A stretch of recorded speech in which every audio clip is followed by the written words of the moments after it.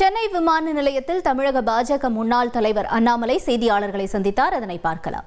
இந்த நேரத்துல எல்லா மதமும் ஒரே மதம் என்று நினைக்கக்கூடிய மனிதன் நான் இருந்தாலும் கூட, ஆனா வரக்கூடிய தீவிரவாதிகள் அப்படி நினைக்கல.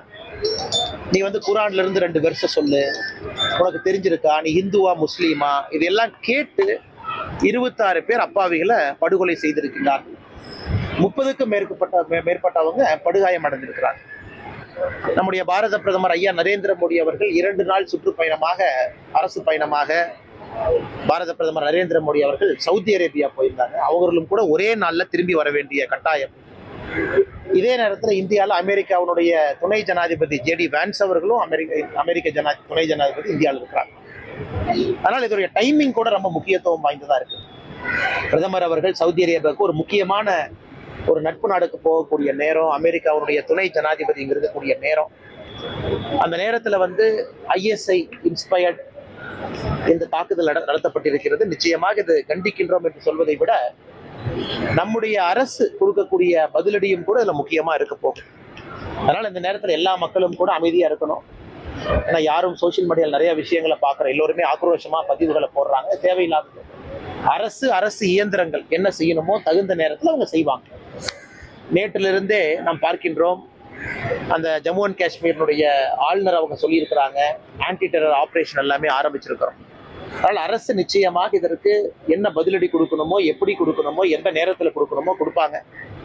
அதனால் மக்கள் அதற்காக நாம் செய்யக்கூடிய வேலையை நம்ம நிறுத்தக்கூடாது. எல்லோரும் நம் வேலையை செய்யணும். காஷ்மீர் போறவங்க போகணும். நாளைக்கு நான் காஷ்மீர் போறதா புக் பண்ணியிருக்கிறேன், வர்ற ஜூலை மாசம் அமர்நாத் யாத்திரா நடக்குது, நான் போகணும்னு நினைக்கிறவங்க கண்டிப்பா போகணும்.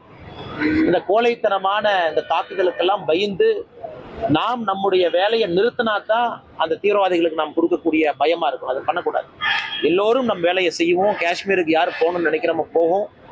நிச்சயமாக அரசு இதற்கு என்ன தவறுக்கு பதிலடி கொடுக்கணுமோ அரசு நிச்சயமா வக்ஃப் மசோதாவை எதிர்க்கவே அதே போல அமித்ஷா பதவி வழங்கணும்னு சொல்லிட்டு திருமாவளவன் அப்புறம் இவரு நம்ம சுப்பிரமணிய சாமி கருத்து தெரிவிச்சிருக்காங்க. அரசியல் பேசுறவங்க பேசிக்கிட்டே தாங்கன்னா இருப்பாங்க. ஏன்னா உங்களுக்கு தெரியும், பிரதமர் அவர்கள் 3வது முறையாக பதவியேற்ற பொழுது 2024 ஜூன் 9ஆம் தேதி பதவியேற்ற அன்னைக்கே காஷ்மீர்ல ஒரு டெரர் அட்டாக் இருந்துச்சு. 8 நிமிஷம் கழிச்சு அன்னைக்கு. ஏன்னா அவர்களை பொறுத்தவரை, பாகிஸ்தானை பொறுத்த வரைக்கும், ஐஎஸ்ஐயை பொறுத்த வரைக்கும் இந்தியாவில் அமைதியை குலைக்கணும், அச்சுறுத்தலை ஏற்படுத்துறதுக்காக தொடர்ந்து நடத்துறாங்க. நான் இந்த நேரத்தில் நான் பேச வேண்டிய தலைப்பு இல்லை என்றாலும் கூட இதையும் பேசுறேன்.